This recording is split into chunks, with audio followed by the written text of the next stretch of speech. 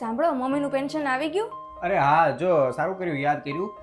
મેં હજી અહીંયા કબાટમાં મૂક્યા જ છે, આજે ઉપાડીને મમ્મીને આપી દે.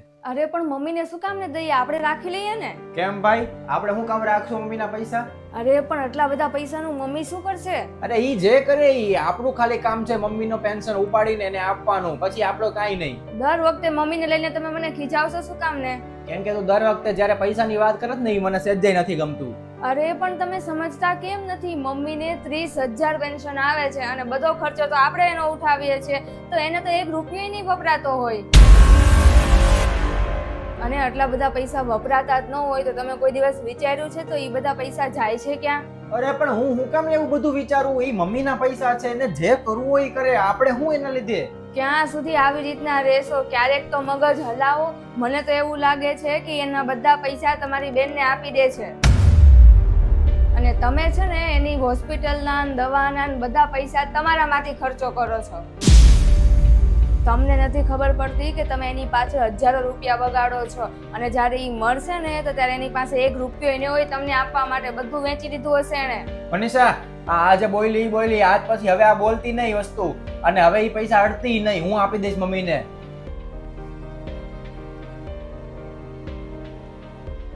મમ્મી. હા બોલ. લ્યો, આ તમારા પેન્શનના પૈસા આવી ગયા તા. 30,000 છે પૂરા. તે તો ગણી લીધા છે ને? હા, મેં ગણી લીધા છે. તે ગણી લીધા છે તો મારે શું ગણવાની જરૂર છે? અને ખબર છે ને, નાનપણમાં તું મારા પાકીટમાંથી પૈસા લઈ લેતો હતો, પણ હવે તો તે ચોરી છોડી દીધી છે ને. ચાલો મમ્મી, હું જાઉં છું ઓફિસે.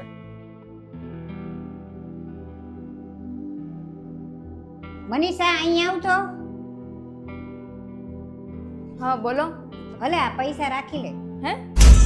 અરે આ પેન્શનના પૈસા છે. ભાવિનને તો કેટલું કઈ કઈ થાકી ગઈ કે તું રાખ, મારે શું કરવા છે, પણ ઈ કાંઈ સાંભળતો જ નથી મારું. તું રાખી લે. અને મારે શું કરવા છે આ પૈસાને? ઈ બધુંય મારું લાવી જ દે છે, તો પછી મારે શું કરવાનું? અને આમ જો, ભાવિનને ન કહેતી બહુ, નહીંતર ઈ તો મને તો ખીજાશે, પણ તને ખીજાશે. હારવાર લઈ લે અને ઊભી રહે. આજે મારું અત્યાર સુધીનું પેન્શન આવ્યું ને, એના બધાયની મેં ફિક્સ ડિપોઝિટ કરાવી છે. એ 5 વર્ષ પછી તમને 25 લાખ રૂપિયા મળશે, એટલે તમારે કામ લાગશે. હલે મમ્મી, આ બધું અમારા માટે? અરે તમારા માટે કર્યું એ તો મારી ફરજ છે, અને મા બાપ ન કરે તો કોણ કરે બીજું? આ બધા કાગળ ને બધું હાચવીને મૂકી દેજે ને, ભાવિનને ન કહેતી હો. અને એક કામ કર, મારી હાટુ સરસ મજાની ગરમ ગરમ ચા લઈ આવ. હા મમ્મી, થેન્ક યુ.